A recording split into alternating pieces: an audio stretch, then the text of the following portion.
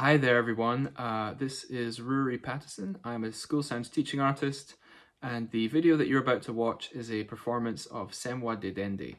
Now, this is a children's song from Ghana that we have made the focus of a series of lessons for our students while we can't be with them.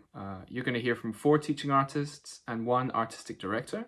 I'm in rural Scotland right now. You're going to hear Andreu on the drums. He's in Barcelona, Spain. You're going to hear Nina, our artistic director, who's in Carroll Gardens, Brooklyn, playing the recorder and singing. You're going to hear Tracy, who's also in Brooklyn, singing, and Isabella, who's in the mountains somewhere above Seattle, who plays the recorder and does some kind of interesting percussion. Now, we hope that everyone who's watching this will be able to join in some way. That is definitely encouraged. So without further ado, I hope you enjoy the music.